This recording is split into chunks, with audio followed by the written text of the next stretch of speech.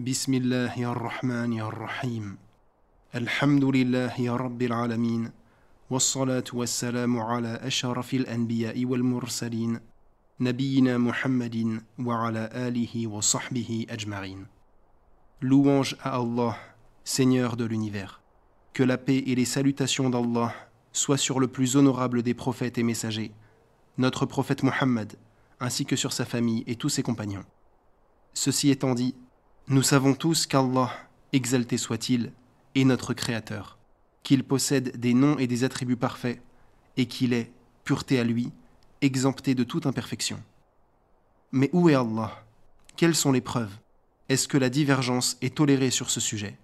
Telles sont les questions auxquelles nous allons répondre, si Allah le veut, en apportant les preuves de la saine nature, de la raison, du Coran, de la Sunna, ainsi que du consensus des savants. Quiconque observe le comportement des gens lorsque les malheurs les frappent, constatera nécessairement qu'ils se comportent tous de la même manière. Ils expriment leur peine et leur douleur en pleurant, et se dirigent vers leur Seigneur en regardant le ciel, car ils savent au fond d'eux qu'il est au-dessus de sa création. Certains même s'adressent directement à lui et lui demandent de leur venir en aide. Allah a certes prédisposé ses serviteurs à cette croyance, et ils ne pourront jamais l'oublier ou la réfuter. Si vous observez les pèlerins de la Mecque et Médine, vous les verrez tous invoquer leur Seigneur, les mains levées et le regard vers le ciel, peu importe leurs origines.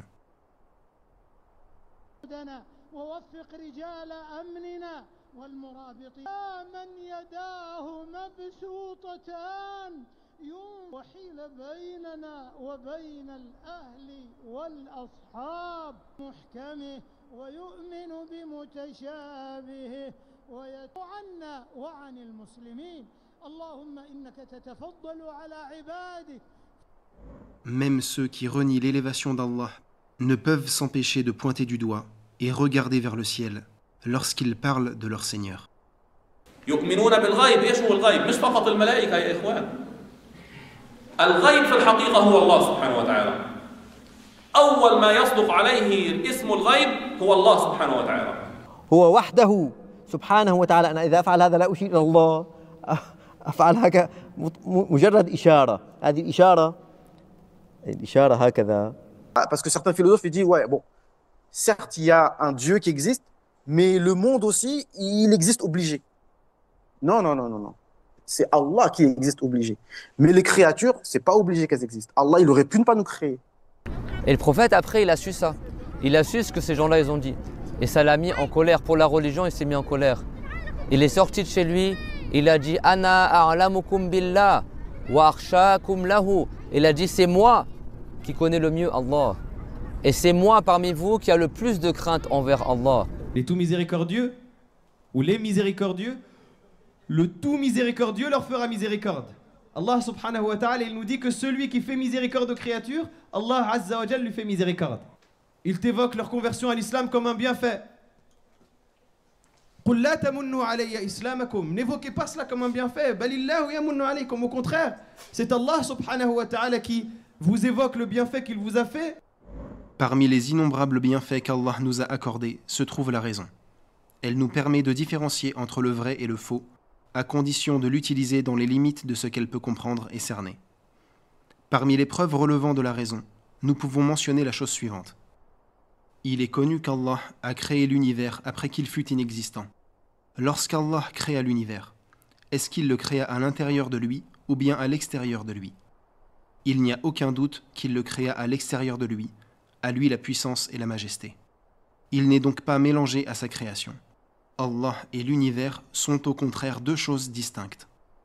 Et quand Allah créa l'univers, est-ce qu'il le créa au-dessus de lui, au même niveau que lui, ou bien en dessous de lui? Et il n'y a aucune autre réponse possible. Il est impossible qu'Allah ait créé l'univers au-dessus de lui, ou au même niveau que lui, car il est supérieur à toute chose et que rien ne lui est égal. Donc, nous savons que la seule réponse possible à cette question est la dernière. Allah a créé l'univers en dessous de lui. Bien que ces preuves de la saine nature et de la raison soient des preuves claires et authentiques, c'est à la révélation qu'Allah, exalté soit-il, nous a ordonné de revenir pour connaître la vérité. Il dit exalté soit-il. Ittabi'u ma unzila ilaykum min rabbikum wa la tattabi'u min dunihi awliya qalilan ma tadhakkarun.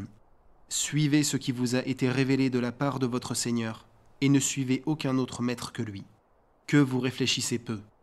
Et il dit, exalté soit-il, قل إن ضللت فإنما أضل على نفسي وإن اهتديت فبما يوحي إلي ربي إنه سميع قريب. Dis, si je m'égare, c'est à mon propre détriment, et si je suis bien guidé, c'est grâce à ce que mon Seigneur me révèle. Il entend parfaitement, et il est proche de toute chose. Et il dit, exalté soit-il, فإن تنازعتم في شيء فردوه إلى الله والرسول إن كنتم تؤمنون بالله واليوم الآخر. Si un différend survient entre vous, portez-le devant Allah et le messager, si vous croyez en Allah et au jour dernier. L'imam Ibn Kathir, qu'Allah lui fasse miséricorde, dit en commentaire de ce verset, Mujahid et de nombreux pieux prédécesseurs ont dit, renvoyez-le au livre d'Allah et à la sunnah de son messager. C'est là un ordre d'Allah, élevé et exalté soit-il, de renvoyer au livre et à la sunnah tout différent opposant les gens, concernant les fondements de la religion et ses subdivisions, comme Allah, élevé et exalté soit-il, dit وَمَا اخْتَلَفْتُمْ فِيهِ مِنْ شَيْءٍ فَحُكْمُهُ إِلَى اللَّهِ. Concernant toutes vos divergences, le jugement appartient à Allah. Ainsi, toute chose établie par le livre et la sunnah qui témoignent de son authenticité est la vérité. Est-il autre chose après la vérité que l'égarement? C'est pourquoi Allah, élevé et exalté soit-il, dit « Si vous croyez en Allah et au jour dernier, portez les litiges devant le livre d'Allah et la sunnah de son messager, en les prenant comme arbitre concernant ce qui survient entre vous, si vous croyez en Allah et au jour dernier. » Ceci montre que celui qui, dans les litiges, ne prend pas pour arbitre le Coran et la Sunnah et ne revient vers eux en cela, ne croit ni en Allah ni au jour dernier. Les versets allant dans ce sens sont trop nombreux pour être comptés. Celui qui revient au Coran pour savoir où est son Seigneur trouvera qu'il, pureté à lui, mentionna à 6 fois dans le Coran « Thumma stawa ala al-arsh » puis il s'est élevé au-dessus du trône. Ceci prouve sans l'ombre d'un doute qu'Allah est au-dessus de toute sa création, car le trône est sa création la plus élevée. Comme le dit le prophète, que la paix et les salutations d'Allah soient sur lui.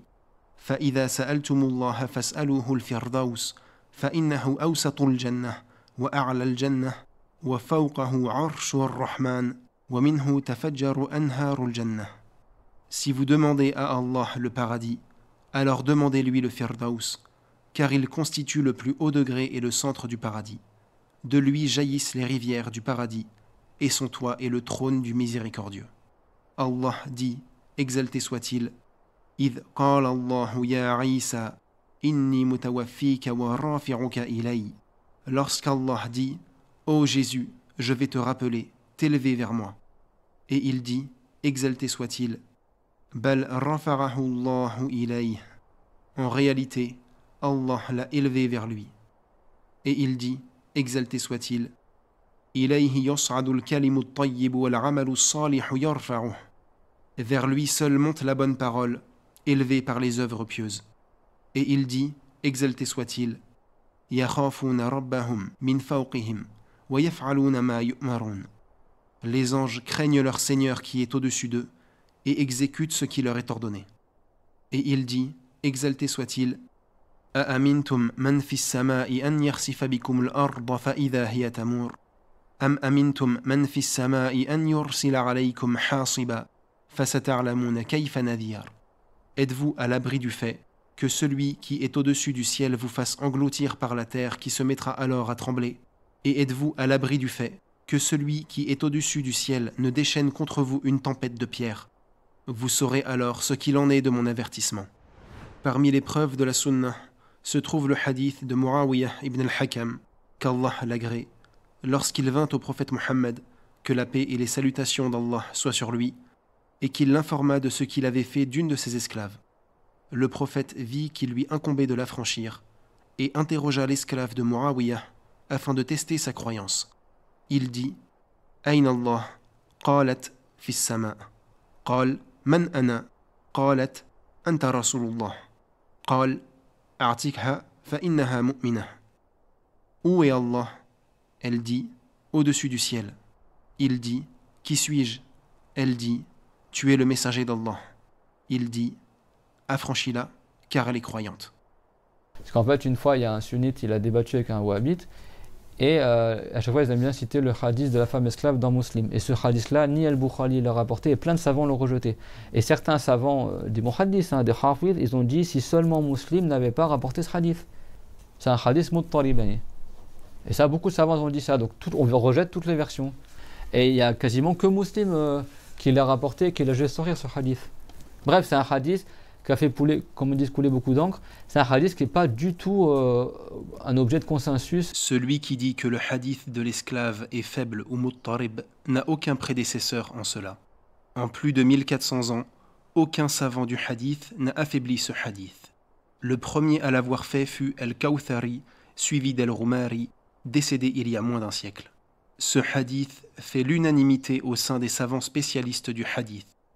Il est authentique selon les conditions de l'imam al-Bukhari et authentifié par l'imam Muslim, Malik, al-Shafi'i, Ahmad, Abu Daoud, Ibn Abi Shaybah, ainsi qu'An-Nasa'i, qu'Allah leur fasse miséricorde.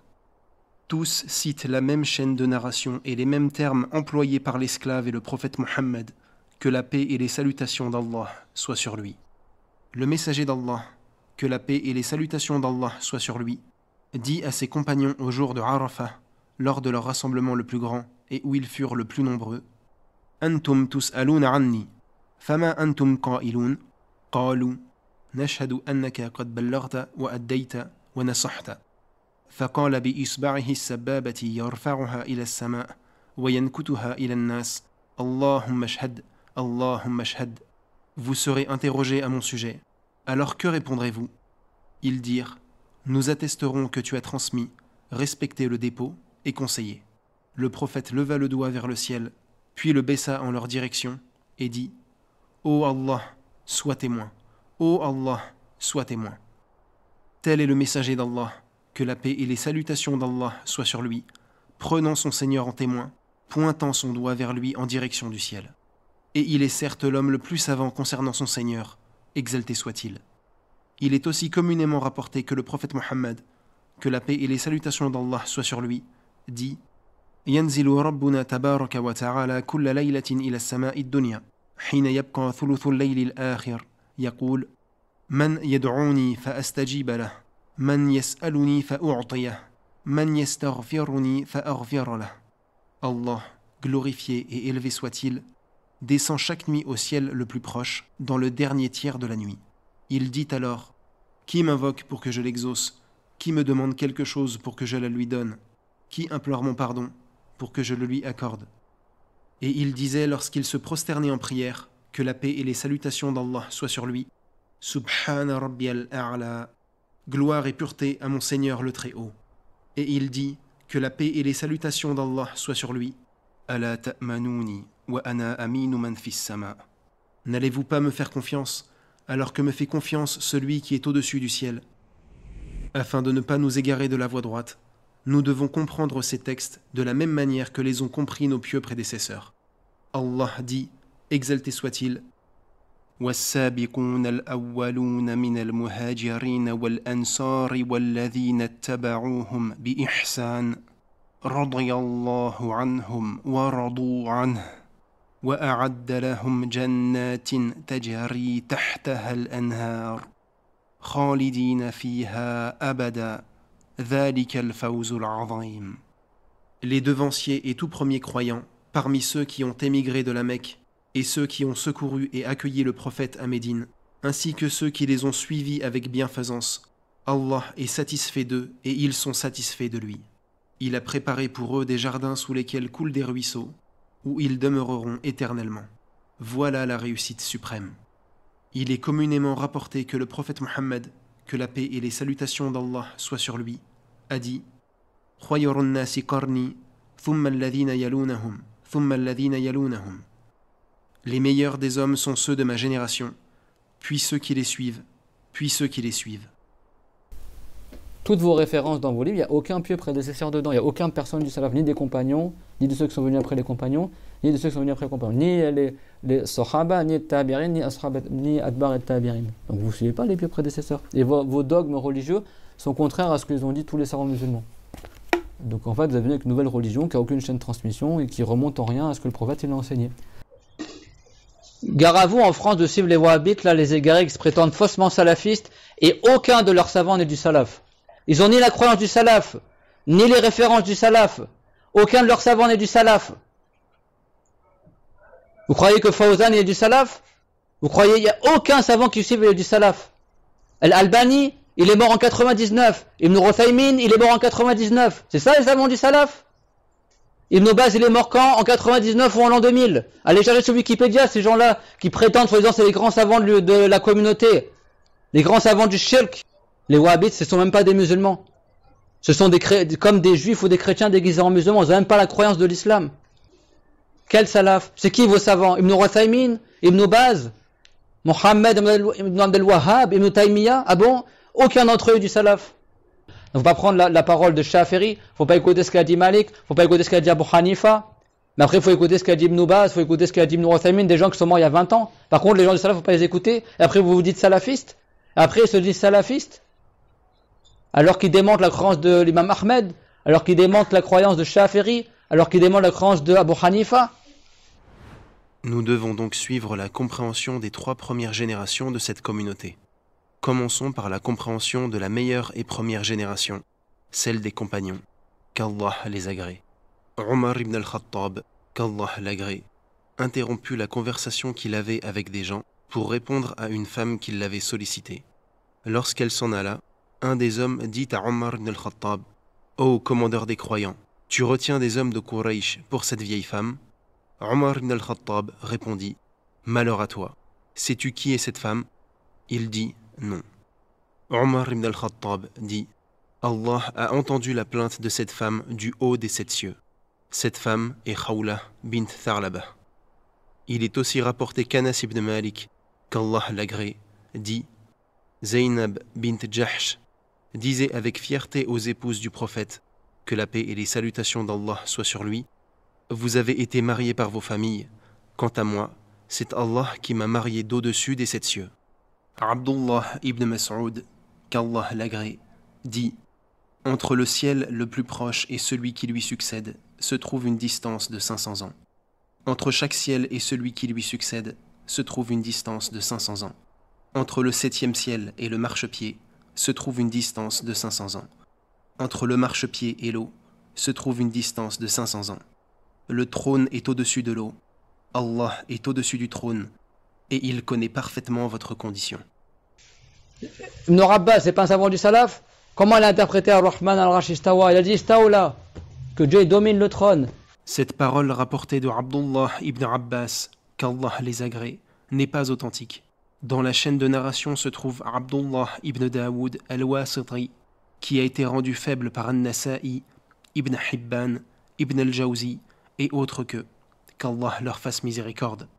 Se trouve aussi Abd al-Wahhab ibn Mujahid, qui a été qualifié de menteur par Al-Thawri et rendu faible par Ahmad ibn Hanbal, Yahya ibn Ma'in, Abu Hatim al-Razi, Ad-Darqutni, Ibn al-Jawzi et autres qu'Allah leur fasse miséricorde. Et se trouve aussi Ibrahim ibn Abd al-Samad, rendu faible par Abu al-Hassan ibn Lu'lu, Ibn al-Jawzi, ainsi qu'Al-Dhahabi, qu'Allah leur fasse miséricorde. En revanche, il est rapporté de manière authentique que Abdullah ibn Abbas, qu'Allah les agrée, ainsi que la majorité des exégètes parmi les pieux prédécesseurs, dirent que le verset « Istawa ila as-sama' » signifie « Irtafa'a ila as-sama' » qui veut dire « Il s'éleva au-dessus du ciel ». C'est sans appel. Tafsir, ça veut dire le sens apparent. Le mot tafsira, c'est, regardez, mashallah, ma belle tasse, Abu Muslim que j'ai faite, un artisan. C'est, vous savez, la petite éprouvette dans laquelle tu fais ton petit pipi chez le docteur pour qu'il puisse analyser si tu as une éventuelle maladie. Ça s'appelle en arabe tafsira. Vous avez compris? Donc ça veut dire que tu prends ton petit pipi, il regarde à l'intérieur pour voir ce qu'il y a à l'intérieur. Eh bien ça, c'est interdit. C'est interdit de prendre le sens des mots et de dire c'est ça et de l'appliquer à Allah Azza wa Jalla. Il est aussi rapporté par Al-Farra, dans une autre narration, que Abdullah ibn Abbas dit « Sa'ida ila sama » qui veut dire la même chose, il s'éleva au-dessus du ciel. Le fait que Abdullah ibn Abbas utilise deux mots différents pour exprimer le même sens montre qu'il connaît et affirme le sens apparent du verset. Ramenez-nous les autres tafsirs. Wallah, je demande dans les commentaires, ramenez-nous un tafsir du Coran et un tafsir des hadiths. Ramenez-nous. Vous savez très bien que vous n'avez pas de tafsir de hadith ni de tafsir du Coran. Juste des paroles comme ça, des bruits de couloir, de rebelles. Après les compagnons vint la deuxième génération, celle des tabi'in, qui sont les élèves des compagnons. Parmi eux, Abu al-Aliyah, qu'Allah lui fasse miséricorde, qui a étudié auprès de Omar ibn al-Khattab, Ali, Ubay ibn Ka'b, Abu Dhar, Abdullah ibn Abbas, Abdullah ibn Mas'ud, Aisha, ainsi que Zayd ibn Thabit, qu'Allah les agrée. Il dit que istawa dans le verset istawa ila sama signifie yartafa'a, qui veut dire il s'éleva. Et cela est rapporté dans le Sahih de l'imam al-Bukhari, qu'Allah lui fasse miséricorde. Fait aussi partie de cette génération le savant et exégète Mujahid ibn Jabr, qu'Allah lui fasse miséricorde, qui prit le Coran auprès de Abdullah ibn Abbas. Il ne lut aucun verset sans que Ibn Abbas, qu'Allah les agrée, ne le lui explique. Et il prit la science auprès de Sa'd ibn Abi Waqqas, Abdullah ibn Omar, Jabir ibn Abdillah, Abu Sa'id al-Khudri et autres qu'Allah les agrée. Il dit concernant le verset Istawa ala al-arsh que cela signifie Ala ala al-arsh, qui veut dire il s'est élevé au-dessus du trône. Et cela est aussi rapporté dans le Sahih de l'imam al-Bukhari, qu'Allah lui fasse miséricorde. Al-Rabi' ibn Anas, qu'Allah lui fasse miséricorde, fut un exégète de renom. Il étudia auprès de Anas ibn Malik, Abdullah ibn Omar et Jabir ibn Abdillah, qu'Allah les agrée. Puis auprès de Abu al-Aliyah et al-Hassan al-Basri, qu'Allah leur fasse miséricorde. Il dit concernant le verset Istawa ila sama que cela signifie Yartafa'a ila sama, qui veut dire il s'est élevé au-dessus du ciel. Et fait aussi partie de cette génération le savant du hadith, Sulayman al-Taymi, qu'Allah lui fasse miséricorde. Il étudia auprès d'Anas ibn Malik, qu'Allah l'agrée, puis auprès d'Abu Uthman al-Nahdi, Yahya ibn Ya'mar, Tawus, Al-Hassan al-Basri, Thabit ibn Qais, ainsi que Qatada et d'autres, qu'Allah leur fasse miséricorde. Il dit, si l'on me demandait où est Allah, élevé et exalté soit-il, je dirais au-dessus du ciel. Et si l'on me disait, où était donc son trône avant qu'il ne crée le ciel, je dirais au-dessus de l'eau. Et si l'on me disait, où était son trône avant qu'il ne crée l'eau, je dirais, je ne sais pas. Rabi'a ibn Abi Abdirrahman fut le professeur de l'imam Malik, qu'Allah leur fasse miséricorde. Il étudia auprès d'Anas ibn Malik, qu'Allah l'agrée, puis auprès de Sa'ib ibn Yazid, Sa'id ibn al-Musayyib, Hanzalah ibn Qais, Ata et d'autres, qu'Allah leur fasse miséricorde. On lui demanda concernant le verset Ar-Rahmanu ala al-arsh istawa, le miséricordieux s'est élevé au-dessus du trône. Comment s'est-il élevé? Il dit l'élévation est connue. La manière de l'élévation ne peut pas être cernée par la raison. D'Allah vient le message, au messager revient la transmission, et à nous d'y croire. Parmi eux se trouve également Masruq ibn al-Ajda', qu'Allah lui fasse miséricorde. Il prit la science auprès d'Abu Bakr al-Siddiq, Omar ibn al-Khattab, Uthman ibn Affan, Ali, Aisha, Abdullah ibn Mas'ud, Ubay ibn Ka'b, Mu'adh ibn Jabal, ainsi que Abdullah ibn Omar, qu'Allah les agrée. Lorsque Masruq rapportait le hadith de Aisha, il disait « M'a rapporté la véridique, fille du véridique, l'aimée de l'aimé d'Allah, celle qui fut innocentée d'au-dessus des 7 cieux. » Puis vint la troisième génération, celle des tabi'i tabi'in, qui sont ceux ayant pris la science des fils des compagnons, ainsi que de leurs élèves. Parmi eux, l'imam al-Khalil ibn Ahmed al-Farahidi, qu'Allah lui fasse miséricorde, qui fut un spécialiste de la langue arabe. Il dit concernant le verset « Istawa ila sama » que cela signifie « Yartafa'a ila sama » qui veut dire « Il s'est élevé au-dessus du ciel ». L'imam Nuh ibn Abi Maryam était l'un des compagnons d'Abu Yusuf, qui fut l'un des plus grands élèves d'Abu Hanifa, qu'Allah leur fasse miséricorde. Il dit concernant le hadith de l'esclave, le prophète, que la paix et les salutations d'Allah soient sur lui, l'a appelée croyante, car elle sut qu'Allah, à lui la puissance et la majesté, est au-dessus du ciel. L'imam Malik ibn Anas, qu'Allah lui fasse miséricorde, dit « Allah, à lui la supériorité et la majesté, est au-dessus du ciel. Sa science est partout. Il n'y a aucun endroit qu'il ne cerne pas par sa science. » Et dans une parole célèbre, un homme questionna l'imam Malik concernant le verset « Ar-Rahmanu ala al-arsh istawa » Le miséricordieux s'est élevé au-dessus du trône. Comment s'est-il élevé? L'imam Malik lui dit « Son élévation est compréhensible linguistiquement. La manière de l'élévation est inconnue. Le fait de questionner à ce sujet est une innovation, et je vois que tu es un homme mauvais. » Cette parole, qui est celle de son professeur, confirme la voix des pieux prédécesseurs concernant la croyance dans les attributs d'Allah. À savoir, ils affirment ce qu'Allah s'est affirmé à lui-même comme attribut, tout en ignorant comment sont-ils. Et après, ils inventent une fausse version, et j'insiste bien sur le fait de dire faux. Parce que l'imam Malik n'a jamais dit « wal kayfu majhoul ». Eux, les Mushabbiha, ils ont inventé une fausse version qu'aucun savant du salaf n'a dit, il n'y a aucune chaîne de transmission sortir, qui est soi-disant que l'imam Malik il aurait dit le kayf est inconnu. La version la plus connue de la parole de l'imam Malik est « wal kayfu ghayru ma'qoul ». Dire que la version « wal kayfiyatu majhula » est inventée n'a absolument rien de scientifique. Personne parmi les savants des premiers siècles n'a osé dire cela. La version où l'imam Malik dit « wal kayfiyatu majhula » est même mentionnée par les savants des Asha'ira, tels qu'Al-Juwayni, Al-Ghazali, Al-Qurtubi, Ibn Juzay, ainsi qu'Ibn al-Arabi, qu'Allah leur fasse miséricorde. Il n'y a donc que deux hypothèses possibles.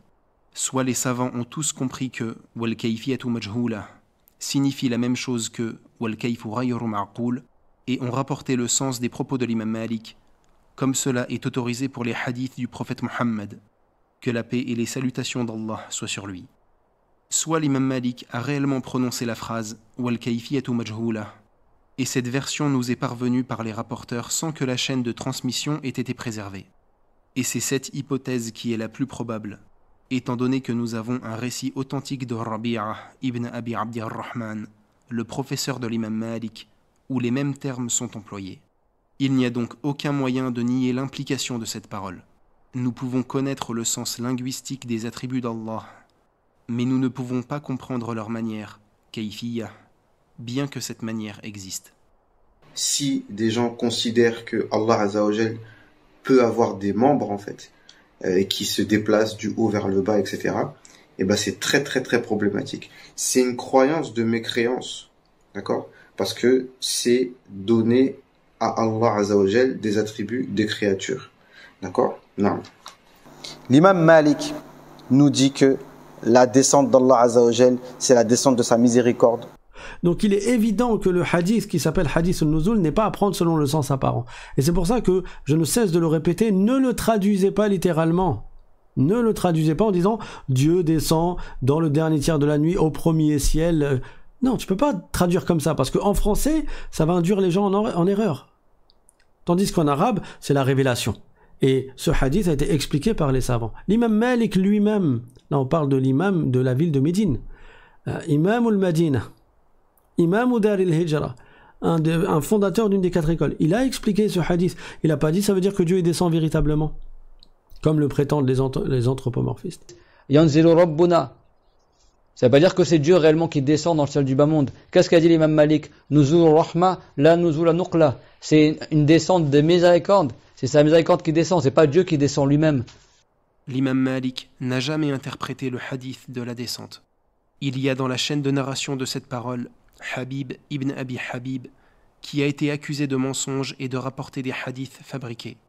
Ceci est la parole de Ahmad ibn Hanbal, ibn Hibban, ibn Adi, Abu Daoud, ibn al-Junayd, Abu Hatim al-Razi et autres qu'Allah leur fasse miséricorde. Il existe une autre narration de cette parole où se trouve Jami' ibn Sawada, qui a été qualifié d'inconnu par Ibn al-Jawzi et rendu faible par Ad-Dar Qutni, qu'Allah leur fasse miséricorde. Il n'y a donc aucune chaîne de narration authentique. L'imam at-Tirmidhi, qu'Allah lui fasse miséricorde, explique la méthodologie des savants de la Sunna concernant les hadiths en lien avec les attributs d'Allah. Il dit, après avoir cité le hadith de la descente, « Les savants dirent, nous affirmons les récits en lien avec les attributs d'Allah. Nous y croyons, nous ne les imaginons pas, et nous ne disons pas, comment sont ces attributs. Ceci est la méthodologie qui est rapportée de Malik, Sufyan ibn Uyayna et Abdullah ibn al-Mubarak. Ils dirent concernant ces hadiths, affirmez-les sans demander comment sont les attributs. Ceci est la parole des savants de la Sunna et du groupe. Concernant les Jahmiyyah, ils renièrent ces récits et dirent, ceci est de l'anthropomorphisme. Allah, élevé et exalté soit-il, a pourtant mentionné plusieurs fois dans son livre l'attribut de la main, de l'ouïe et de la vue.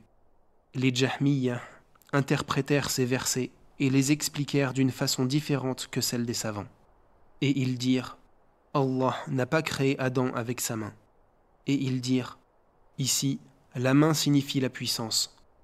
Ishaq ibn Ibrahim a dit, l'anthropomorphisme a lieu lorsque quelqu'un dit, une main comme telle main ou semblable à telle main, ou qu'il dit, une ouïe comme telle ouïe ou semblable à telle ouïe. S'il dit, une ouïe comme telle ouïe ou semblable à telle ouïe, alors c'est de l'anthropomorphisme. Mais s'il dit comme Allah, exalté soit-il, a dit, une main, une ouïe, une vue, et qu'il ne dit pas comment est-elle, et qu'il ne dit pas une ouïe semblable à telle ouïe ou comme telle ouïe, alors cela n'est pas de l'anthropomorphisme. Cela est tel qu'Allah, exalté soit-il, le dit dans son livre, Laysa kamithlihi shay' wa huwa as-sami'ul basir. Rien ne lui est semblable. Il est celui qui entend et voit tout. Parmi eux également, l'imam Abdullah ibn al-Mubarak, qui étudia auprès de Sulayman al-Taymi, al-Rabi' ibn Anas, Abu Hanifa et Malik, qu'Allah leur fasse miséricorde. Il dit, « Nous connaissons de notre Seigneur qu'il est au-dessus des 7 cieux, qu'il s'est élevé au-dessus du trône, et qu'il est distinct de sa création. » L'imam al-Shafi'i, rahimahullah, qui était avant l'Ash'ari, qui était le Mujadid du 2e siècle de l'Hégire, il a dit, tout comme c'est rapporté dans le livre Ithaf Sadat al-Muttaqin, dans le 2e volume à la page 24, il a dit Innahu ta'ala kana wa la makan fa khalaqa al-makan wa huwa ala sifati al-azaliyyati kama kan qabla khalqihi al-makan la yajuzu alayhi at-taghayyur fi dhatihi wa la fi sifatihi. Il a dit Allahu ta'ala est de toute éternité alors qu'il n'y avait pas d'endroit, avant d'avoir créé l'endroit. Puis il a créé l'endroit et il ne cesse d'être tel qu'il est de toute éternité, tout comme il était avant de créer l'endroit, et il n'est pas possible selon la raison que Dieu change ni dans son être ni dans ses attributs. Cette parole de l'imam al-Shafi'i, qu'Allah lui fasse miséricorde, a été rapportée sans chaîne de narration. Il ne fait aucun doute que cette parole est un mensonge, étant donné que nous avons des paroles authentiques de l'imam al-Shafi'i, qui sont à l'opposé de celle-ci. Il dit concernant sa croyance ainsi que celle des savants de la Sunna, Allah est au-dessus de son trône, au-dessus du ciel. Il s'approche de sa création comme il veut et descend au ciel le plus proche de la terre comme il veut. Donc quand le prophète il dit Aïn Allah pour la femme esclave, ça ne veut pas dire où est Dieu dans le sens al-makan, c'est dans le sens de al-makana, à dire où dans le sens du mérite. L'imam as-Sabouni, qu'Allah lui fasse miséricorde, dit que l'imam al-Shafi'i s'argumenta du hadith de l'esclave concernant la question de l'affranchissement d'un esclave croyant en guise d'expiation, et que l'expiation n'est pas valide si l'esclave affranchi n'est pas croyant. Il dit, qu'Allah lui fasse miséricorde, al-Shafi'i, qu'Allah lui fasse miséricorde, s'argumenta de ce hadith face à ses opposants, car il avait comme croyance qu'Allah, pureté à lui, est au-dessus de sa création, au-dessus des 7 cieux, au-dessus de son trône. Fi sama, eux ils interprètent ala sama. C'est une interprétation. Le prophète n'a pas dit ala, il a dit fi. Au lieu de dire fils sama, l'imam as-Sabouni, qu'Allah lui fasse miséricorde, employa le terme fawq pour dire au-dessus de sa création, au-dessus des 7 cieux.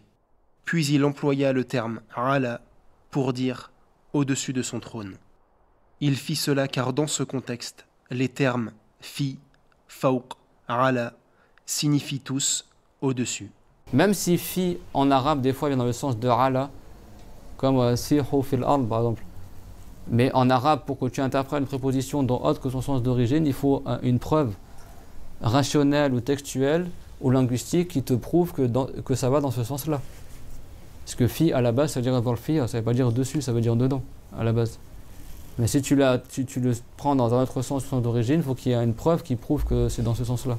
Cela est faux de dire que fi a un sens de base et que nous devons apporter une preuve pour donner un sens différent du sens de base. Il n'y a pas de sens de base. C'est le contexte qui permet de connaître quelle est la bonne signification.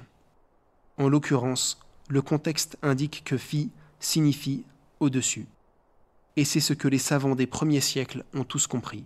Ramenez-nous les autres tafsirs. Wallah, je demande dans les commentaires, ramenez-nous un tafsir du Coran et un tafsir des hadiths. Ramenez-nous. Vous savez très bien que vous n'avez pas de tafsir de hadith ni de tafsir du Coran. Juste des paroles comme ça, des bruits de couloir, de rebelles. Et parmi eux, l'imam et grand exégète, Muqatil ibn Sulayman, qu'Allah lui fasse miséricorde. L'imam al-Shafi'i dit, celui qui veut apprendre l'exégèse du Coran, qu'il prenne celle de Muqatil ibn Sulayman. Il fut l'un des élèves de Mujahid et d'Ad-Dahhak, qu'Allah leur fasse miséricorde. Il fut donc l'élève des élèves de Abdullah ibn Abbas, qu'Allah les agrée.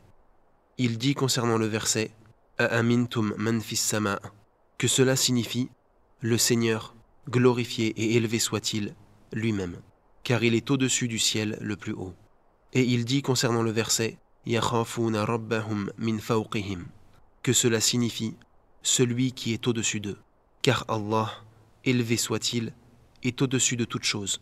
Il créa le trône, et le trône est au-dessus de toute chose. Après la troisième génération, 20 de grands imams qui suivirent leurs prédécesseurs, prirent la voie qu'ils avaient empruntée, et dirent ce qu'avaient dit les imams avant eux comme vérité. Parmi eux l'imam al-Muzani, qui fut l'élève de l'imam al-Shafi'i, qu'Allah leur fasse miséricorde. Il dit qu'Allah est élevé au-dessus de son trône, en toute gloire, par son essence, et il est proche de sa création par sa science. L'imam Asbar ibn al-Faraj fut l'un des meilleurs élèves de l'imam Malik, qu'Allah leur fasse miséricorde. L'imam, le savant spécialiste des rapporteurs Yahya ibn Ma'in, qu'Allah lui fasse miséricorde, a dit à son sujet « Il était parmi de ceux qui étaient les plus savants concernant les opinions de l'imam Malik. » Ce grand imam, Asbar ibn al-Faraj, avait la même croyance en Allah que Malik, son professeur. Il est rapporté de lui qu'il dit la même parole que Malik que nous avons mentionné. Il est élevé au-dessus de son trône, sa science est partout et cerne toute chose.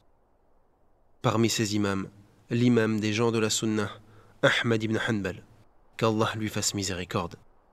Il lui fut dit, Allah est au-dessus du 7e ciel, au-dessus de son trône, séparé de sa création. Sa puissance et sa science sont partout. L'imam Ahmed répondit, oui, il est au-dessus de son trône, et rien n'échappe à sa science. Il n'y a aucun être vivant au-dessus du trône. Il n'y a pas Allah Azza wa Jal au-dessus du trône. Il est aussi rapporté qu'il lui fut dit, que dis-tu de ceux qui disent qu'Allah n'est pas au-dessus du trône? Il répondit, leurs propos relèvent de la mécréance. L'imam Abd al-Wahhab al-Warraq fut parmi les professeurs d'Abu Daoud, At-Tirmidhi, An-Nasa'i, ainsi qu'Al-Barawi, qu'Allah leur fasse miséricorde. L'imam Ahmed fut questionné, « À qui poserons-nous nos questions après toi ?» Et il dit, « Posez vos questions à Abd al-Wahhab al-Warraq. » Ce grand imam dit, « Celui qui dit qu'Allah est ici-bas, alors c'est un ignoble Jahmi.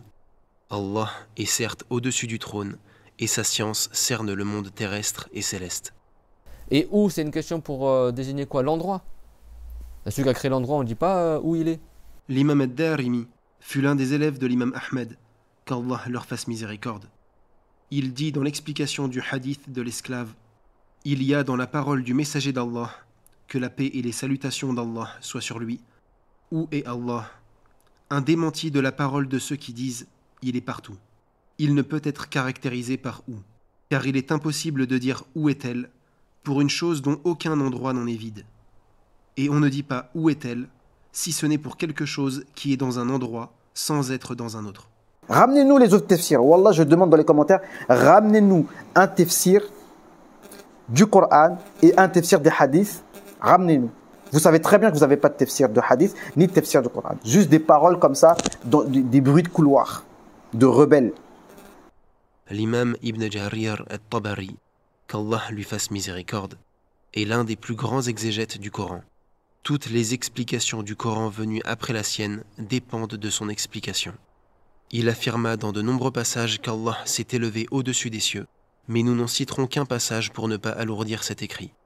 Il dit concernant le verset « Thumma stawa ila as-sama' fasawwahunna sab'a samawat » que cela signifie « A'ala alayhinna wartafa' fadabbarahunna biqudratihi wa khalaqahunna sab'a samawat » qui veut dire « Il s'est élevé au-dessus des cieux, puis les a administrés par sa puissance, et en fit 7 cieux. » Donc quand le prophète il dit Aïn Allah pour la femme esclave, ça ne veut pas dire où est Dieu dans le sens Al-Makan, c'est dans le sens de Al-Makana, à dire où dans le sens du mérite. L'imam et savant du hadith Ibn Abi Asim fut l'un des élèves de l'imam Al-Bukhari, qu'Allah leur fasse miséricorde. Il mentionna le hadith de l'esclave dans son livre As-Sunnah, dans le chapitre « Ce qui fut mentionné concernant le fait qu'Allah, élevé soit-il, est au-dessus du ciel et non sous terre. » L'imam Ibn Abi Zayd al-Qayrawani, qu'Allah lui fasse miséricorde, fut un des plus grands savants du Maghreb. Il dit dans l'introduction de son livre Ar-Risala, « Allah est au-dessus de son glorieux trône par son essence, et il est partout par sa science. » Parmi eux également l'imam al-Tahawi, qu'Allah lui fasse miséricorde, qui fut l'un des plus grands savants hanafites. Il dit « Allah se passe du trône et de ce qui est en dessous, cerne toute chose et est au-dessus. » Ces propos rapportés ne représentent qu'une goutte d'eau dans un océan. Il n'y a aucun doute que les savants de la Sunna sont unanimes sur ce sujet. C'est pourquoi nombreux sont les savants ayant rapporté le consensus qu'Allah, pureté à lui, est au-dessus des cieux, au-dessus de son trône. L'imam al-Awza'i, qu'Allah lui fasse miséricorde, a dit « Nous disions, alors que les suiveurs des compagnons étaient nombreux, Allah, à lui la supériorité et la majesté, est au-dessus de son trône, et nous croyons en ce qui nous parvient de la Sunna parmi ses attributs. Nous avons vu que l'imam al-Muzani fut l'élève de l'imam al-Shafi'i, qu'Allah leur fasse miséricorde. Après avoir mentionné qu'Allah est élevé au-dessus de son trône par son essence, il dit « Se sont regroupés sur cela les anciens et premiers parmi les imams de la guidée. Et par la grâce d'Allah, ceux qui les suivirent s'y cramponnèrent et furent des modèles agréés d'Allah. » Il n'y a aucun être vivant au-dessus du trône. Il n'y a pas Allah Azza wa Jal au-dessus du trône. L'imam Sa'id ibn Amir al-Dab'i, qu'Allah lui fasse miséricorde, fut questionné sur la secte des Jahmiyyah et dit « Leurs propos sont pires que ceux des juifs et des chrétiens. Les juifs, les chrétiens, les adeptes des autres religions, ainsi que les musulmans, sont unanimes concernant le fait qu'Allah est au-dessus du trône. Et ils dirent « Il n'y a rien au-dessus du trône. » L'imam Ishaq ibn Rahawayh, qu'Allah lui fasse miséricorde, a dit « Les gens de science sont unanimes sur le fait qu'Allah s'est élevé au-dessus du trône et qu'il sait toutes choses jusqu'au plus bas de la 7e terre. » L'imam Qutaybah ibn Sa'id, qu'Allah lui fasse miséricorde, a dit « Ceci est la parole des imams de l'islam, de la Sunna et du groupe. Nous connaissons de notre Seigneur qu'il est au-dessus du 7e ciel, au-dessus de son trône. Comme il dit, que sa majesté soit glorifiée. Ar-Rahmanu ala al-arsh istawa. Le miséricordieux s'est élevé au-dessus du trône. L'imam Abu Hatim al-Razi et son frère l'imam Abu Zur'a al-Razi, qu'Allah leur fasse miséricorde, furent questionnés par le fils d'Abu Hatim concernant la croyance des savants de la Sunna. Ils dirent « Nous avons rencontré les savants de toutes les contrées, du Hijaz, de l'Irak, du Cham et du Yémen. Ils faisaient partie de leur croyance, puis ils citèrent plusieurs points jusqu'à ce qu'ils disent « Et qu'Allah, à lui la gloire et la majesté, est au-dessus de son trône, distinct de sa création. » L'imam ad-Darimi, qu'Allah lui fasse miséricorde, a dit « La parole des musulmans est certes unanime sur le fait qu'Allah, élevé soit-il, est au-dessus de son trône, au-dessus des cieux. » Ces imams des pieux prédécesseurs rapportent tous le même consensus, et cela avant que n'apparaisse la secte des Asha'ira. Toute opinion qui s'oppose à ce consensus est rejetée, car il est interdit de s'opposer au consensus des savants. Al-Izz ibn Abd as-Salam, un autre grand savant, il a dit Aqidatul Ash'ariyya أجمع عليها الشافعية والمالكية والحنفية وفضلاء الحنابلة. Il a dit la croyance ash'arite, c'est ce sur quoi est le consensus des savants shafi'ites, des savants malikites, des savants hanafites et des meilleurs des hanbalites.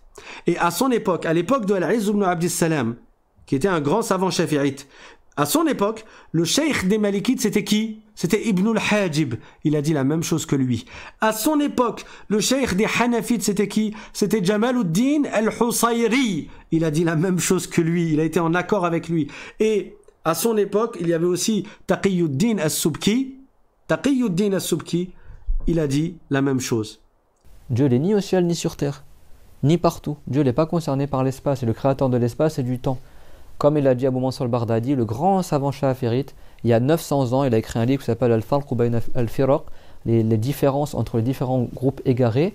Et dedans, il a cité وَأَجْمَعُوا عَلَى أَنَّهُ لَا يَحْوِيهِ مَكَانٌ وَلَا يَجْرِي عَلَيْهِ زَمَانٌ, que tous les savants musulmans sont unanimes que Dieu n'est pas circonscrit dans un endroit et le temps ne s'écoule pas sur lui. Et après, il a cité la parole de qui? De l'imam Ali. وَقَالَ الْإِمَامُ عَلِيٌّ ibn Abi Talib, Ali ibn Abi Talib, radiyallahu anhu, Inna Allah khalaqa al-arsha ibharan li qudratihi wa lam yattakhidhu makanan li dhatihi. Certes, Dieu a créé le trône pour manifester sa puissance et je ne l'ai pas pris pour endroit comme endroit pour lui-même. Vous écoutez ce que je dis? C'est-à-dire qu'il a rapporté l'unanimité et après il a cité la parole d'Imam Ali. Les wahhabites ils vont te dire, ou les soi-disant salafistes, ou les mushabbihas, ils vont te dire ah mais elle est où la chaîne de transmission de la parole d'Imam Ali? Déjà, excuse-moi, Abu Mansur al-Bardadi, il était il y a presque 1000 ans. Donc il rapporte la parole d'Imam Ali, il a sa chaîne de transmission. Après, tu n'es pas obligé de dire toute la chaîne de transmission. Et ça, c'est pas une parole à moi, hein. C'est la parole des compagnons du prophète. N'est-ce pas que l'imam Ali il a dit Kan Allahu ala makana wa huwa al-ana ala ma alayhi kan? Dieu est de toute éternité sans être dans une place et il est tel qu'il est de toute éternité sans endroit. Et ça, tous les savants ont dit ça. Musulmans, je parle. Pas les faux savants saoudiens qui se disent savants et en réalité, les saoudiens, ils n'ont aucune chaîne de transmission.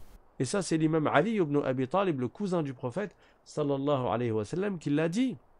Lorsqu'il a été interrogé « Ayn Allah ?» il a répondu « La yuqalu ayn liman ayyan al-ayn » Il a dit « On ne dit pas « où » au sujet de celui qui a créé les « où ». Ces paroles de Ali ibn Abi Talib, qu'Allah l'agrée, ont toutes été rapportées sans chaîne de narration. Elles ne peuvent être trouvées que dans les livres des Asha'ira et des Shi'a. Il n'y a aucun doute qu'elles sont mensongères et fabriquées, car en plus de ne pas avoir de chaîne de narration, elles contredisent toutes les autres paroles des compagnons, qu'Allah les agrée.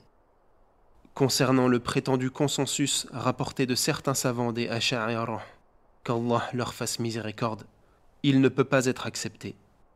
De nombreux savants ont déjà rapporté, avant eux, un consensus différent. Déjà qu'il est interdit de contredire le consensus des savants à titre personnel. Alors que dire de se liguer en groupe contre ce consensus et diviser la communauté? L'imam Nu'aym ibn Hammad fut le professeur de l'imam al-Bukhari, qu'Allah leur fasse miséricorde. Il dit « Si l'état de la Jama'a se corrompt, il t'incombe d'être sur ce qu'elle était avant qu'elle ne se corrompe, même si tu es tout seul. À ce moment-là, c'est toi la Jama'a. » Et ces imams des salafs ayant rapporté le consensus qu'Allah est élevé au-dessus du trône n'ont pas été les seuls. De nombreux savants ont rapporté le même consensus après l'émergence de la secte des Asha'ira. L'imam Ibn Khuzayma, qu'Allah lui fasse miséricorde, donna à l'un des chapitres de son livre Kitab al-Tawhid le nom suivant. Chapitre « Explication qu'Allah, à lui la gloire et la majesté, est au-dessus du ciel, comme il nous l'a informé dans sa révélation parfaite, et par la langue de son prophète, que la paix soit sur lui, et comme cela est connu des saines natures des musulmans. Quiconque invoque Allah, à lui la supériorité et la gloire, lève certes sa tête vers le ciel et tend ses mains vers Allah. » L'imam al-Ajurri, qu'Allah lui fasse miséricorde, a dit Les gens de science sont d'avis qu'Allah, à lui la gloire et la majesté, est au-dessus de son trône, au-dessus des cieux, et que sa science cerne toutes choses.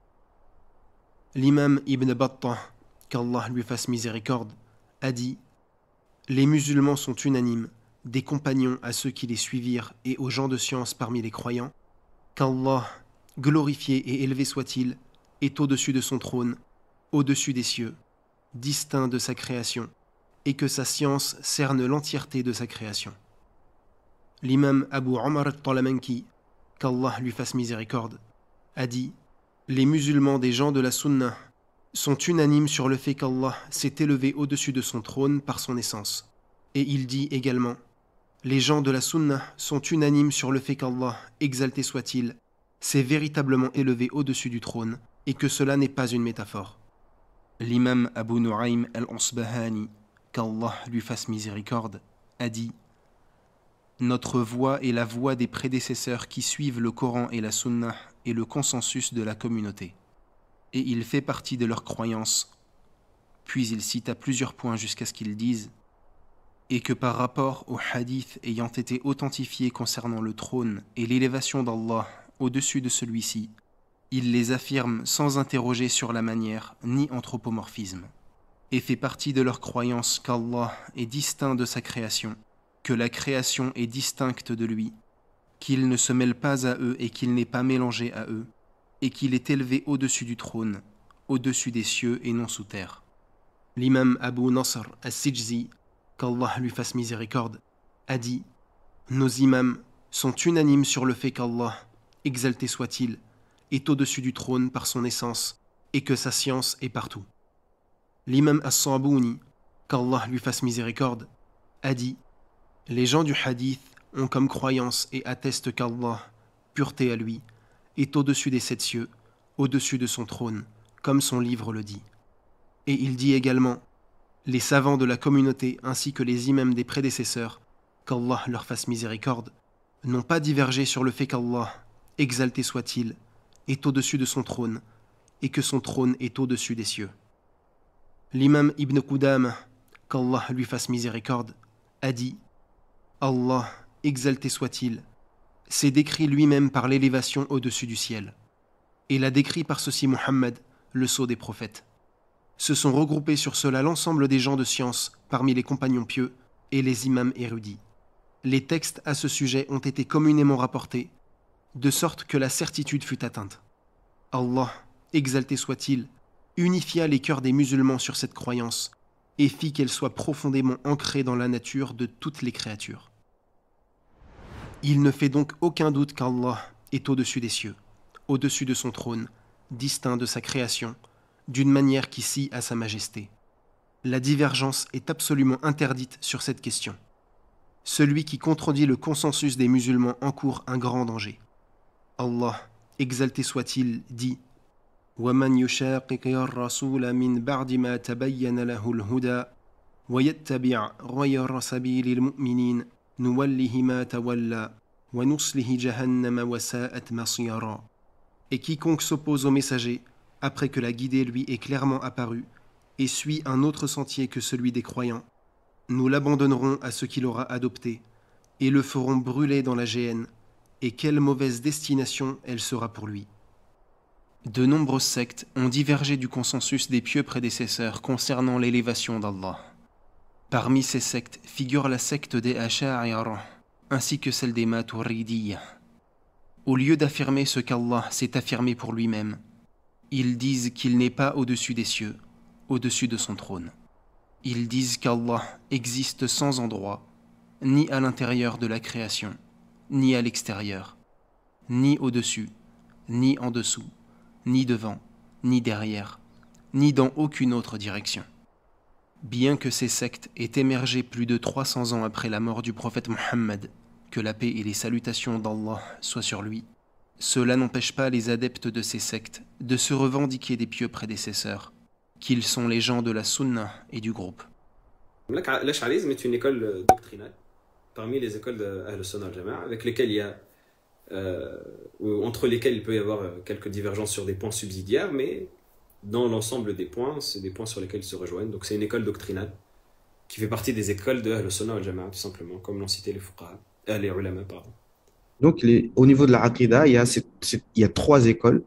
Il y a les Asha'ira, il y a Maturidiyya, qui est sensiblement la même chose, et ce qu'on appelle les Hanabila. Et ils disent que les Ash'arites et Maturidites, c'est une secte. Or, les Ash'arites et Maturidites, c'est eux, Ahl-Sunnah wal Jama'a.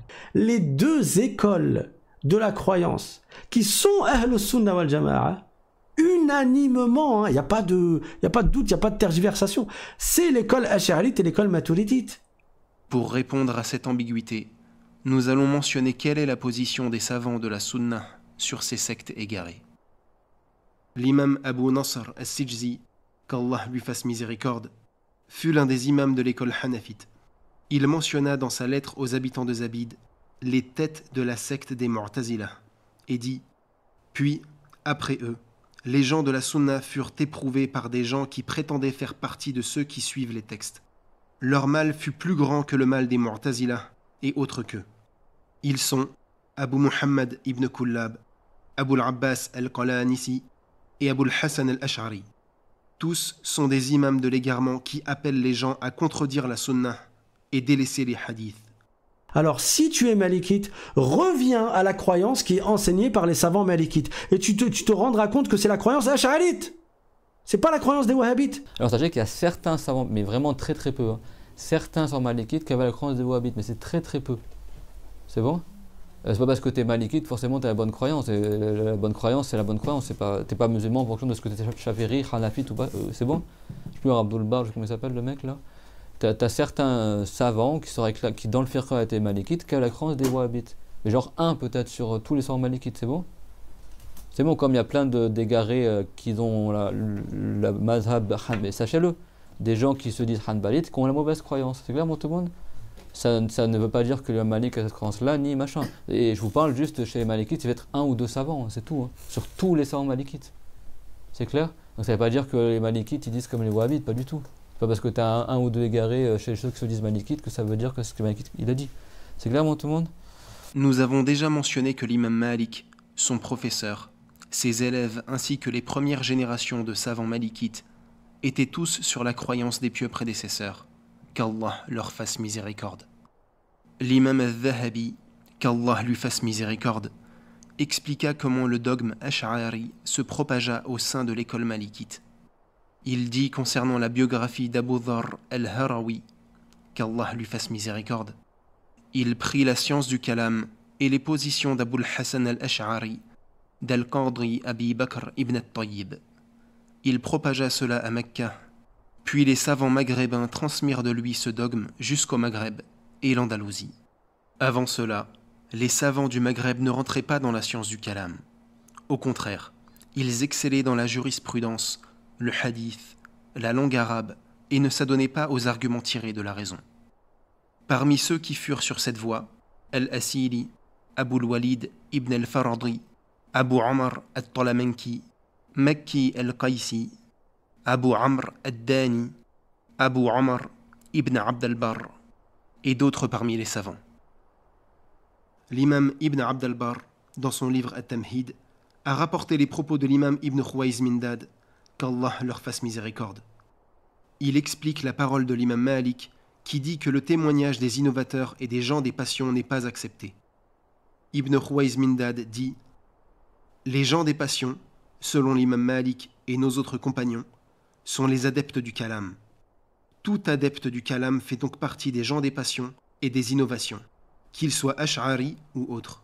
Son témoignage n'est pas accepté en islam, on le boycotte et on le punit pour son innovation. » L'imam Ibn Abd al-Barr dit ensuite « Les savants et spécialistes des textes de toutes les contrées sont unanimes sur le fait que les adeptes du kalam sont des innovateurs et des égarés, et ils ne les considèrent pas comme faisant partie des savants.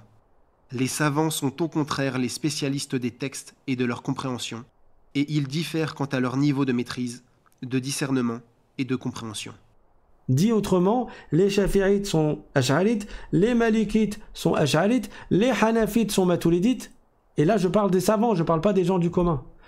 L'imam Abu al-Hassan al-Karji, qu'Allah lui fasse miséricorde, a dit « Les imams Shafi'ites ont toujours nié et refusé de s'affilier à al-Ash'ari. Ils se désavouent de ce sur quoi Al-Ash'ari a fondé sa méthodologie et ils interdisent à leurs compagnons et leurs proches de s'en approcher. L'imam Ibn al-Mibarad, qu'Allah lui fasse miséricorde, mentionna 1000 savants ayant rendu les Ash'ari innovateurs.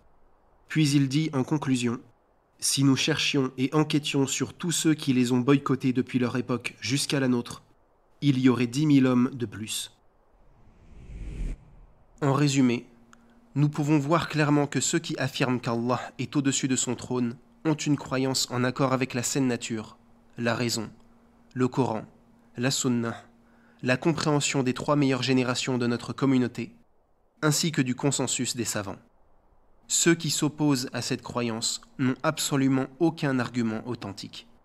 Ils prétendent que cette croyance est contraire à l'islam, alors qu'en réalité, elle est contraire à leur méthodologie innovée qu'ils ont héritée des philosophes grecs.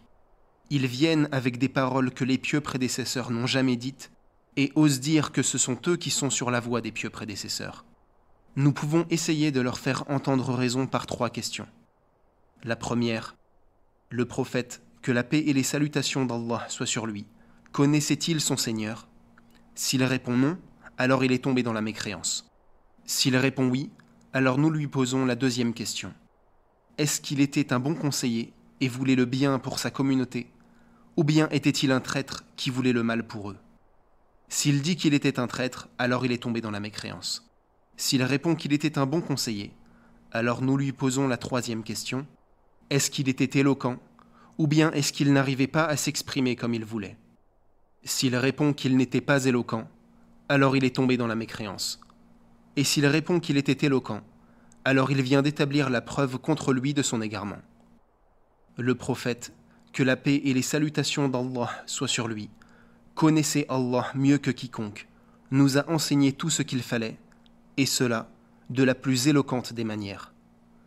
Il est sorti de chez lui, il a dit « Ana a'lamukum billah wa akhshakum lahu » Il a dit « c'est moi qui connais le mieux Allah.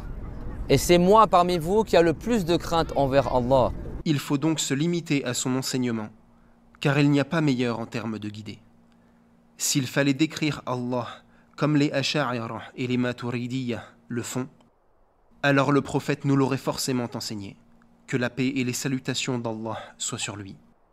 Le prophète Muhammad, que la paix et les salutations d'Allah soient sur lui, a dit après avoir fait ses ablutions: Man tawadda'a mithla hadha al-wudu'i thumma ata al-masjid faraka'a rak'atayn thumma jalas ghufira lahu ma taqaddama min dhanbihi. Wa qala an-nabiy sallallahu alayhi wa sallam la taghtarru. Celui qui fait ses ablutions de la même manière, puis va à la mosquée et prie 2 unités de prière et s'assit, Allah lui pardonne tout ce qu'il a comme péché. Puis le prophète, que la paix et les salutations d'Allah soient sur lui, dit: Ne soyez pas leurrés. Il fut inquiet que ses compagnons comprennent de ce hadith qu'il n'est pas grave de tomber dans les péchés. C'est pour cela qu'il clarifia ses propos par inquiétude et bienveillance envers ses compagnons, alors que ses propos étaient parfaitement clairs. Nous pouvons donc être certains que si les textes en lien avec les attributs d'Allah avaient besoin de plus d'explications, le prophète Muhammad nous l'aurait enseigné. Que la paix et les salutations d'Allah soient sur lui. Nous demandons à Allah, par ses plus beaux noms et ses attributs parfaits, de nous guider sur la voie droite et qu'il nous fasse faire partie de ses pieux serviteurs. Que les salutations d'Allah soient sur notre prophète Muhammad, ainsi que sur sa famille et tous ses compagnons.